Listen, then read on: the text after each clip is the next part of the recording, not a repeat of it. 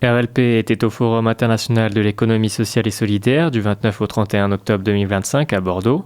Et grâce à la Fédération des radios associatives de Nouvelle-Aquitaine, nous vous proposons là une rediffusion d'interviews ou captation de conférences qui a été réalisée sur place. Et alors nous sommes au Forum de l'économie sociale et solidaire à Bordeaux et une table ronde s'est portée sur le thème de la sécurité sociale de l'alimentation qui est très innovante. On le sait, la France est le pays de la sécurité sociale, on peut le dire, et la sécurité sociale de l'alimentation, si elle se met en France pour la première fois, ce ne serait pas étonnant de le voir. Vous êtes intervenant à cette table ronde, est-ce que vous pouvez vous présenter et puis expliquer aussi dans l'idéal comment les députés et les sénateurs devraient écrire la loi, si ça devrait s'instituer avec une carte vitale de l'alimentation associée à la carte vitale classique. Donc je suis Antoine de Raymond, je suis sociologue ici à Bordeaux. Je fais partie de l'équipe de suivi scientifique de l'expérimentation de sécurité sociale de l'alimentation en Gironde. Alors pour répondre à votre question, je dirais qu'une première phase, ce serait une phase d'expérimentation de différents modèles de sécurité sociale de l'alimentation dans différents territoires.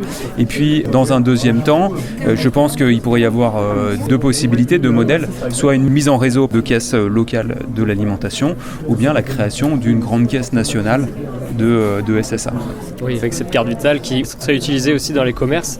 La carte à puce, la même carte à puce pourrait être codée pour pouvoir aller dans tous les commerces par exemple. Alors on pourrait imaginer effectivement un équivalent à la carte vitale, c'est-à-dire une carte qui vous donnerait accès avec une sorte de monnaie marquée orientée vers l'alimentation, qui vous donnerait accès à un certain panier de biens vendus chez les professionnels conventionnés, qui vous permettrait de financer vos achats alimentaires chaque mois.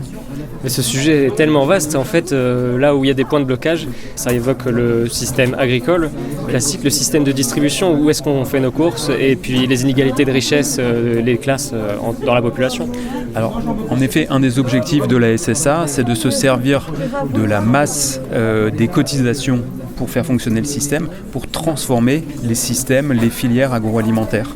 Donc ça peut être soit par l'effet de la socialisation de l'accès à l'alimentation, soit par des investissements directs dans la production agricole et alimentaire. De façon vertueuse. Et alors, il y a aussi une question aussi de démocratie peut-être à l'échelle citoyenne, à l'échelle de la commune. Est-ce que c'est possible pour des quartiers prioritaires de la ville, admettons, décider de leurs produits qui sont conventionnés avec cette sécurité sociale ? Alors, je pense que le projet de sécurité sociale de l'alimentation, il est plutôt pensé au niveau du bassin de vie, de quelque chose qui est un peu plus large qu'un quartier. Et au-delà de comment est-ce qu'on gère un magasin précis, il y a l'idée qu'il y aurait une caisse locale de l'alimentation qui serait gérée directement par les intéressés, qui auraient donc la responsabilité de lever les cotisations, d'assurer le conventionnement des professionnels, etc. Merci.